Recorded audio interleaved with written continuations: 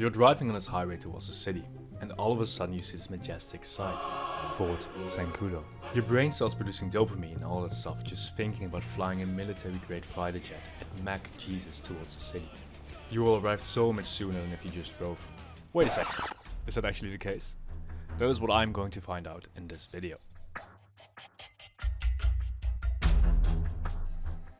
Our first test run is gonna follow the car plus jet combo.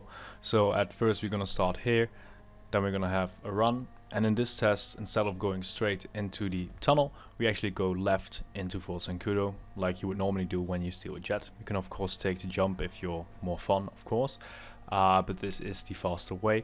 So we go in, because it's a race, we don't really have anything there, but usually you can just blast through. Sometimes you have soldiers, but like, let's be fair, 90% of the time you survive the soldiers. So that's not really a big problem. I decided to place the jet here because this is kind of like the average and more constant spawn, because the jets won't spawn everywhere every time, and this is like not the furthest but also not the closest, so I thought this was like a nice middle ground for a jet to spawn.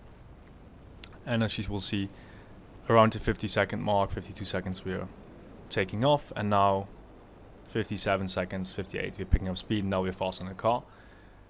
In the other clip you will see the car will be a bit further at that point, but this is the part where we catch up. We get onto altitude because above like 800, 900 feet you start getting more speed in a jet, and this is where we make a lot of progress. Also we're cutting a lot of ground, like the car has to make a bunch of corners, especially when going to the airport. This is the part where we lose a little bit of time, but also not massively, because like landing a jet is quite easy. As you can see here, we land quite easily and make our way into the finish line. Finish with a very respectable 2 minutes and 22 seconds. Secondly, we have the run in the car. The car is a Bentley GTS, as you saw before, because obviously the first part is basically the same, except that after like 15 seconds you take a left on the jet route and you go straight on this route. So in this route we will go straight to the Zancudo tunnel, and then we'll head all the way down the highway. Obviously I sped up this part because, well, it's just a bit of highway driving, nothing too exciting. As you can see, we'll speed right through here. A small consideration, obviously if you're in free mode, you're gonna have a little bit of traffic here. To be honest, it doesn't really matter on this highway. It's gonna cost you like a second or something. Maybe on this part traffic will be a little bit annoying, because here you have to take some lines to get obviously this time, but it shouldn't make that much of a difference. You can maybe add like a 5 seconds, or if you crash obviously a bit more. But as you will see, right as we would arrive with the jet, we actually just arrive in the area of the airport. So in the end we actually arrive at 2:36, which means we are about 14 seconds slower, which actually isn't that crazy considering it's a jet and you go all the way to the airport. That is why I have done a second test where I moved the checkpoint from, as you can see, the airport all the way to downtown, because let's face it, you're not always going to the airport. So downtown is actually a good test, because it also impacts how well the jet can land, because obviously the airport makes it really easy for the jet to land. So that's why we have a shorter route, which probably sway the results more in favor of the car, which we will see now. Alright, so now we have the test with the shorter route.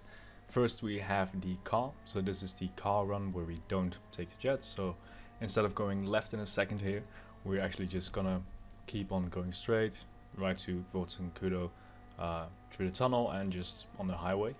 The route is pretty much the same, except for towards the end, where we don't take the turn towards the airport but rather go downtown.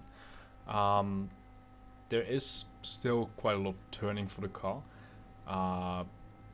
But you might expect that the car maybe performs a little bit better, because it was only a 14-second difference, and this time the jet doesn't have as much time to catch up mid-air like with a high top speed, and actually has to land soon, and also has to land in a, let's say, more difficult area. Although, to be fair, the place I've chosen isn't too difficult to land. So it would be fair to say that some places would definitely be a lot harder, especially if there's a lot of poles or the street is relatively narrow.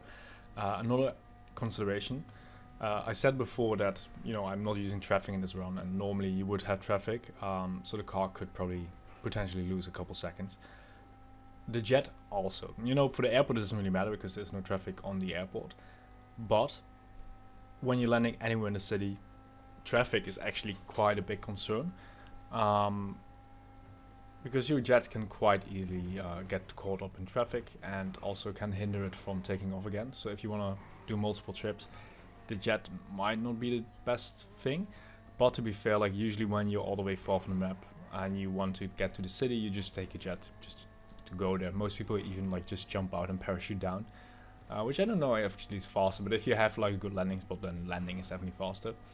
But yeah, it's definitely a consideration to take. And as you can see, we finished with 209, just under 210, I believe. Yeah, 209.668. And now we will go into the pilot run. I say pilot run, jet run, obviously I mean. Well, I'm gonna be a pilot, so we can call it pilot run, why not? So we swing out a little bit more right, because obviously we have to take a sharp left in a second. Perfect racing lane there. Oh, hitting the apex beautifully. Yeah, so we're heading to the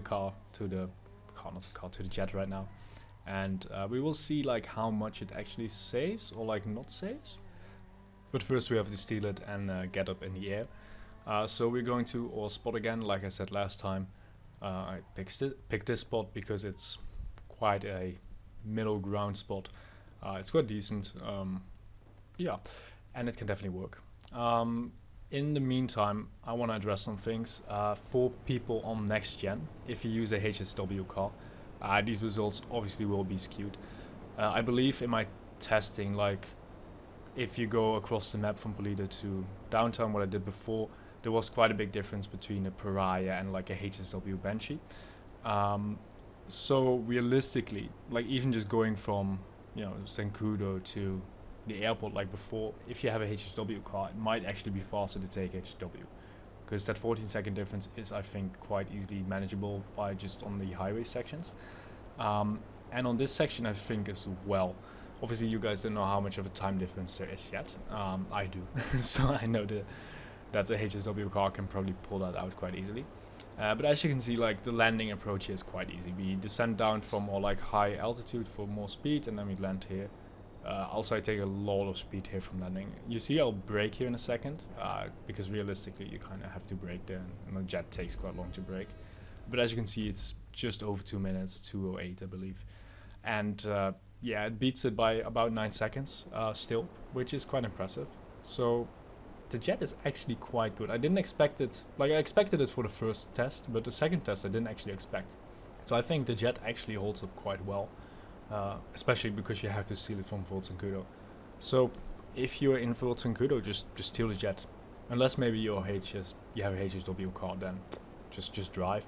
But yeah, just steal the jet, dude. Just steal it.